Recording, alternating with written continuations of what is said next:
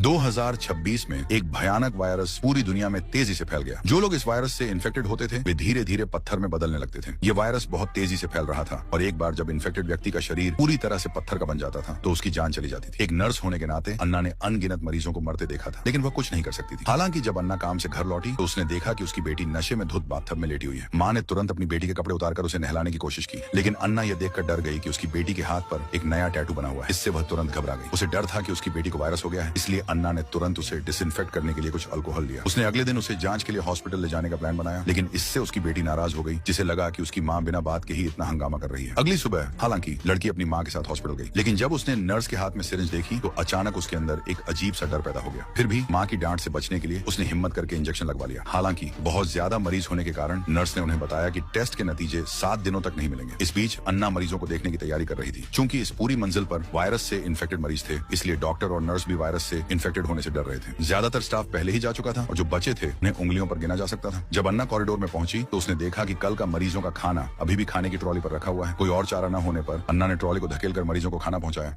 जब वह वार्ड में दाखिल हुई तो पूरा कमरा ऐसे मरीजों से भरा हुआ था जो पहले ही पत्थर में बदल चुके थे। उनका पत्थर में बदलने का प्रोसेस 80% से ज्यादा हो चुका था। मरीज हिलडुल नहीं सकते थे।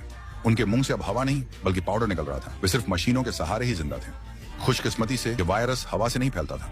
जैसे ही अन्ना आखिरी मरीज को खाना दे रही थी, उसने देखा कि वह व्यक्ति पूरी तरह से पत्थर बन चुका था और उसकी जान जा चुकी थी। अन्ना बहुत दुखी हुई, लेकिन वह उनका इलाज करने के लिए कुछ नहीं कर सकती थी। उसने मरीज के शरीर से इक्विपमेंट हटा दिए और उन्हें एक सफेद चादर से ढक दिया। उसी समय लड़की का एग्जाम खत्म हो गया था और वह स्कूल लौट आई थी, लेकिन उसे पूरे शरीर में बहुत ज्यादा खुजली हो रही थी। जैसे ही लड़की अपनी बांग खुजा रही थी, टीचर ने अचानक उसे एक सवाल का जवाब देने के लिए बुलाया, लेकिन लड़की ने ध्यान नहीं दिया कि उसकी बांग का घाव फट गया था। खून उसकी बांग से टपक कर डेस्क पर गिर रहा था। ये देखकर क्लासमेट्स डर गए। टीचर ने जल्दी से लड़की को घाव का इलाज करवाने के लिए इन्फर्मरी जाने को कहा। क्लासमेट्स ने उसे तुरंत जाने के लिए कहा, जैसे कि लड़की कोई भूत बन गई हो। ये देखकर उसका बॉयफ्रेंड तुरंत उसके पीछे भागा, लेकिन इन्फर्मरी जाने के बजाय दोनों बाथरूम में छिप गए और छुपकर किस करने लगे।